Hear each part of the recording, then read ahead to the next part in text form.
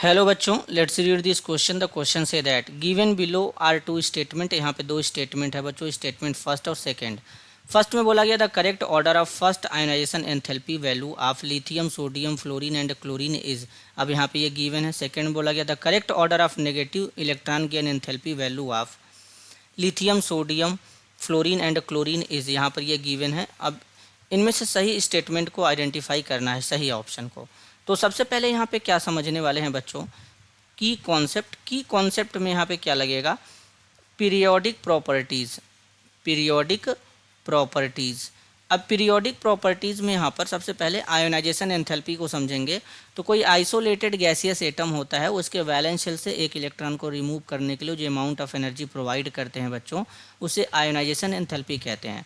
जब पीरियड में left to right चलते हैं तो आयोनाइजेशन एंथैल्पी का जो वैल्यू होता है वो इंक्रीज़ करता है। ग्रुप में टॉप टू बॉटम चलते हैं तो डिक्रीज़ करता है, क्योंकि नंबर ऑफ सेल इंक्रीज़ करता है तो इलेक्ट्रॉन बड़ा ही आसानी से निकल जाता है। न्यूक्लियस का अट्रैक्शन लास्ट वाले इलेक्ट्रॉन पे कम होता है। तो अब यहाँ पे अगर हम देखें तो लिथियम है, फिर इसके बाद सोडियम है, तो ये दोनों तो एक ही ग्रुप के एलिमेंट है। फिर फ्लोरीन है, क्लोरीन है, ये भी दोनों एक ही ग्रुप के एलिमेंट है। तो जब ग्रुप में टॉप टू बॉटम चलेंगे, यानी लिथियम से सोडियम की तरफ चलेंगे, तो आयनाइजेशन एनर्जी का वैल्यू डिक्रीज होगा। तो सबसे ज़्यादा किसका होगा, सोडियम और लिथियम में किसका ज़्यादा हो जाएगा, लिथियम का ज़्यादा हो जाएगा। अब इसके बाद फ्लोरीन और क्लोरीन में बात करेंगे बच्चों, किसका ज़्यादा होगा।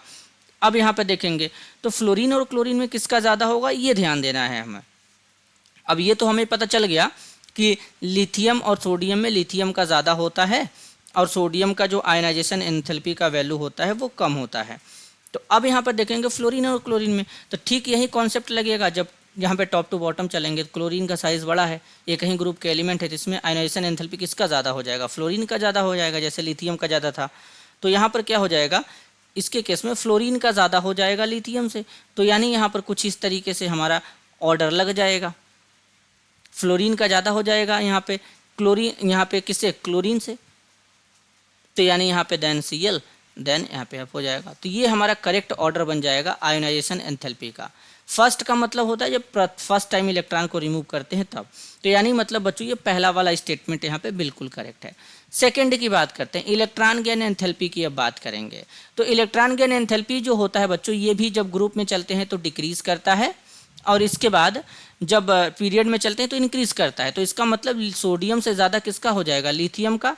लेकिन बच्चों फ्लोरीन और क्लोरीन में अगर कंपेयर करेंगे तो क्लोरीन का इलेक्ट्रॉन गेन एंथैल्पी ज़्यादा होता है एज कंपेयर टू फ्लोरीन।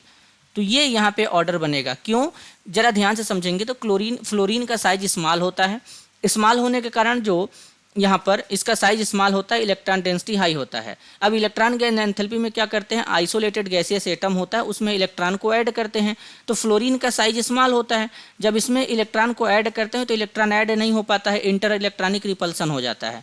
तो क्लोरीन का साइज थोड़ा लार्ज होता है, तो इसमें इलेक्ट्रॉन ईजिली ऐड हो जाता है। तो इसलिए बेसिकली क्लोरीन का जो इलेक्ट्रॉन गेन एंथैल्पी है वो फ्लोरीन से ज़्यादा हो जाता है। तो ये वाला ऑर्डर बनेगा। तो ये वाला ऑर्डर यहाँ पे दिख रहा है, तो स्टेटमेंट यहाँ पे 2 भी करेक्ट है।